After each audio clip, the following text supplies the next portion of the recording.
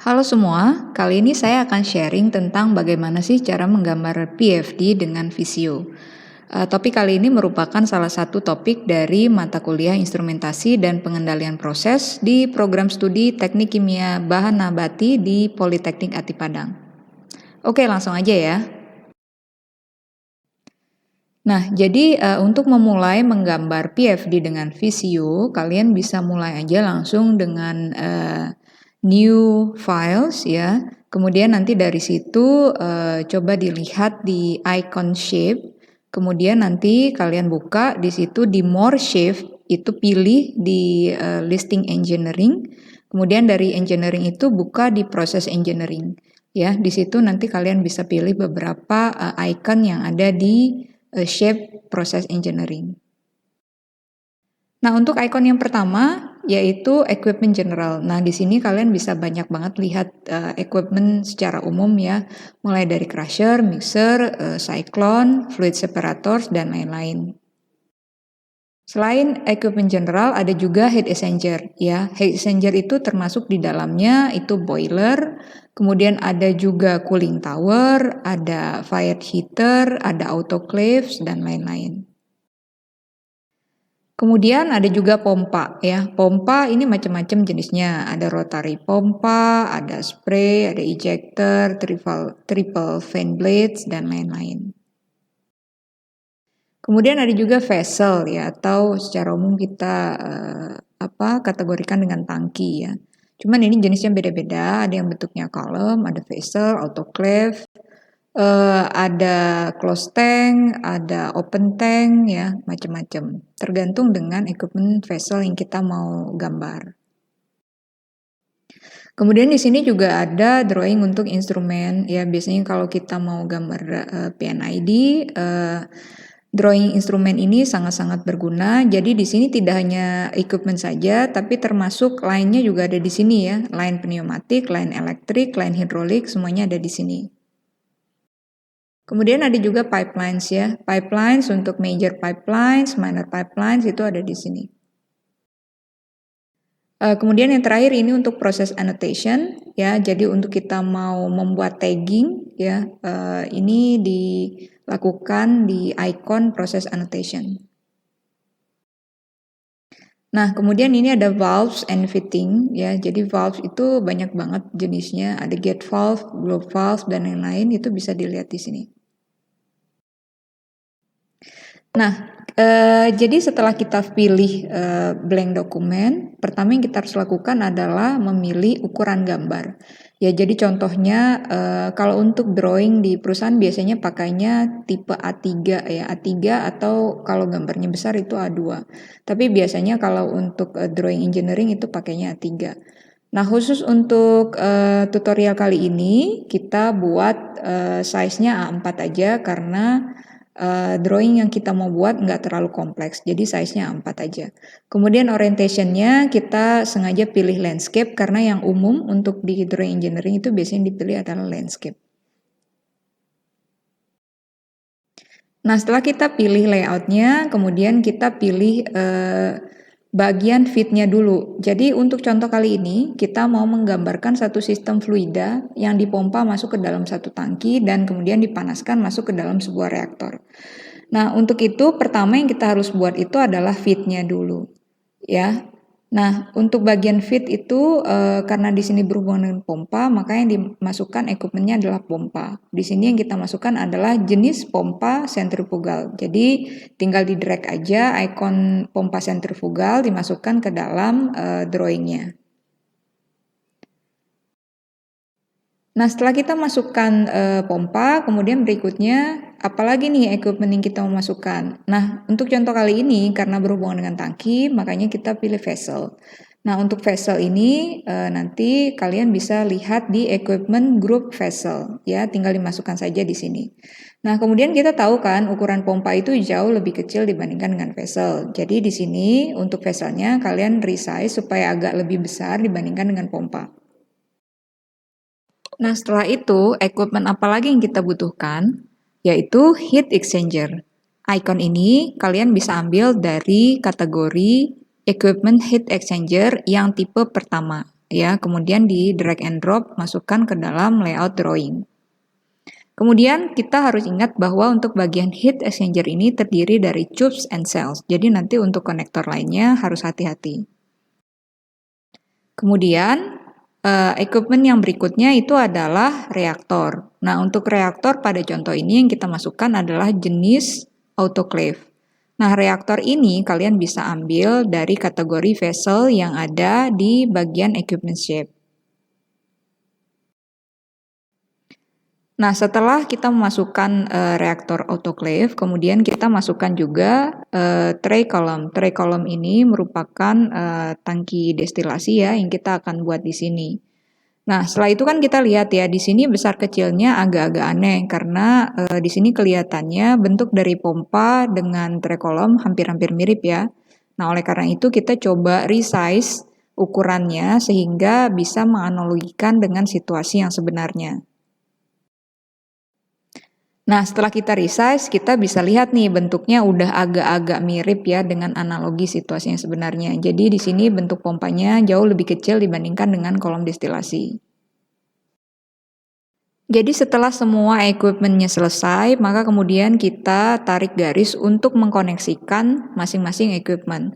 Nah, garis yang pertama itu adalah garis yang menghubungkan antara pompa ke vessel. Jadi pompa yang pertama ini keluarannya kita koneksikan dengan bagian atas vessel. Nah, kemudian hati-hati untuk mengkoneksikan aliran. Jadi kita harus tahu mana yang merupakan aliran utama dan mana yang merupakan aliran samping. Aliran yang utama itu mendapatkan cetak garis yang lebih tebal dibandingkan dengan aliran samping. Nah, caranya bagaimana? Caranya kita tinggal klik aja di bagian pointer tool, kemudian nanti di situ kita klik di bagian peralatan equipment yang kita mau koneksikan, kemudian kita klik konektor, nanti muncul warna hijau, kemudian nanti kita koneksikan antara satu equipment dengan equipment lainnya. Sehingga nanti kita bisa lihat ya, di sini mulai dari pompa ke vessel sudah tersambung, kemudian dari vessel ke bagian pompa inlet itu juga sudah tersambung. Kemudian dari pompa outlet ke bagian heat exchanger yang pertama itu juga sudah tersambung. Dan kemudian kita koneksikan output dari heat exchanger ke bagian reaktor autoclave. Nah, setelah itu di bagian tangki destilasi, di sini kita tambahkan lagi beberapa equipment yang kita butuhkan seperti heat exchanger, reboiler, dan tangki horizontal. Nah, kalian bisa menambahkan icon reboiler yang berada di grup equipment heat exchanger. Kemudian, untuk tangki horizontal itu kalian bisa ambil dari grup vessel ya. Cuman di sini kan bentuk vesselnya itu kan vertikal. Nah, untuk membuatnya horizontal gampang aja. Kalian tinggal rotate aja sehingga itu bisa membentuk sebuah vessel yang horizontal. Nah, setelah itu kalian koneksikan sama seperti equipment-equipment yang lainnya. Kemudian untuk garisnya itu dirubah menjadi warna hitam. Kalau misalkan garisnya yang tadi nggak berwarna hitam. Nah, setelah itu untuk line utama, karena dia merupakan aliran yang primer, kita buat tebalnya itu 1,25 poin ya. Jadi caranya kalian nanti bisa lihat di bagian line, kemudian di situ ada width-nya. Width itu berarti lebar dari tebal dari line-nya. Nah, itu kalian bisa rubah ke 1,25 pt. Nah, kemudian kita bisa lihat ya setelah ditebalkan bentuknya seperti ini. Nah, setelah semua aliran itu kita buat sesuaikan dengan lebar alirannya, lebar garisnya, kemudian kita memberikan nama untuk setiap equipment. Nah, kaidah penulisan nama ini mengikuti standar dari masing-masing perusahaan. Nah, khusus untuk contoh kali ini kita buatkan 3 letter ya. Jadi contohnya di sini pompa. Pompa itu kategorinya di sini P111, berarti di sini pompa pertama yang utama mengikuti equipment vessel yang pertama. Jadi di sini equipment vesselnya kan V110 ya. Jadi vessel yang berada di area pertama, jadi V110 dan pompanya adalah P111 begitu. Nah, sehingga setelah kita berikan nama untuk setiap equipment, bentuknya jadinya seperti ini. Nah, kemudian setelah kita selesaikan mulai dari garis dan penamaan, kita lihat lagi kira-kira perlu nggak ada penambahan aliran samping ya. Nah, untuk contoh kali ini kita lihat untuk reaktor autoclave ternyata itu membutuhkan aliran inlet steam dan outlet steam. Sehingga kita berikan dua aliran inlet yang masuk di bagian atas, kita koneksikan ke jacket autoclave, kemudian ada juga aliran outletnya yang kita koneksikan dengan jacketnya, sehingga bentuknya seperti ini. Nah, cuman karena ini merupakan aliran samping, jadi kita nggak perlu buat garisnya tebal. Jadi garisnya cukup 1 poin aja, nggak perlu ditebalin ke 1,25 poin. Nah, setelah semua aliran utama dan aliran sampingnya jelas, kemudian nama-nama equipment jelas, tahap berikutnya adalah dengan menambahkan nomor aliran. Nomor aliran ini kita ambil dari proses annotation. Nah, proses annotation untuk nomor aliran itu kita ambil dari call out 5 ya. Jadi contohnya seperti ini, tinggal di drag and drop aja call out 5 dimasukkan ke dalam layer drawing. Nah, setelah itu kita juga masukkan variabel untuk temperatur dan tekanan. Nah, call out 3 itu kita masukkan untuk variabel temperatur dan call out 2 kita masukkan untuk variabel tekanan. Jadi untuk contoh kali ini aliran feed itu variabelnya 25 degree Celcius dengan tekanan 2 bar ya. Jadi bentuknya seperti ini. Nah, ini kalian selesaikan untuk setiap aliran yang ada. Nah, setelah alirannya itu jelas apa saja yang masuk, kemudian kita berikan nama proses pada bagian atas drawing. Nah, fungsinya untuk apa? Fungsinya untuk bisa menentukan proses equipment apa saja yang dipakai dalam drawing yang kita buat. Nah, caranya adalah dengan mengklik icon menu yang ada di insert, kemudian kita klik text box ya. Text box kali ini yang kita akan pilih adalah text box yang horizontal.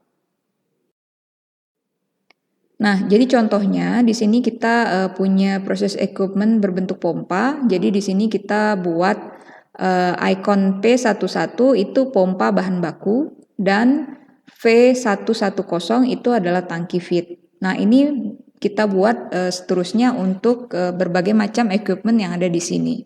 Ya, ini adalah cara yang pertama. Cara yang kedua bisa juga kita melisting dengan menggunakan Excel. Jadi kita buat dulu table yang ada di Excel, kemudian kita list down equipment apa saja yang kita pakai, kemudian dari kodenya situ, kemudian kita copy ke bagian drawing yang ada di sini. Nah, kemudian untuk mengcopy paste-nya, kita tinggal klik kanan, kemudian pilih paste spesial. Nah, dari situ kita pilih Microsoft Excel Worksheet dan klik OK. Nah, jadi nanti di situ kita bisa tempatkan di mana table yang kita mau tempatkan. Nah, jadi contohnya seperti ini, kita sudah ada tabelnya, kemudian kita tempatkan sesuai dengan lokasi drawing yang kita inginkan. Oke, jadi bentuknya seperti ini, kita sudah punya equipment-nya yang pertama, kemudian yang kedua kita sudah menebalkan aliran utama dan aliran samping, dan yang ketiga kita sudah buat variabel ya dari masing-masing call out.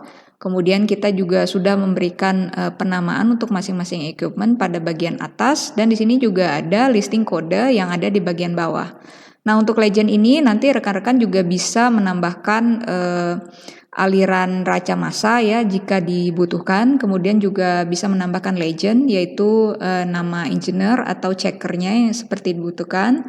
Jadi disesuaikan aja dengan tipe drawing dan legend table yang dibutuhkan. Oke ya, saya harapkan tutorial kali ini bisa sangat membantu buat kalian yang ingin memperdalam skill untuk membuat proses flow diagram. Oke, kira-kira itu aja. Selamat mencoba. Jika ada komen, silahkan dimasukkan di kolom komen. Tolong ya di like, share, and subscribe. Oke, saya kira itu aja. Terima kasih. Selamat mencoba. Tetap semangat belajar ya. Bye.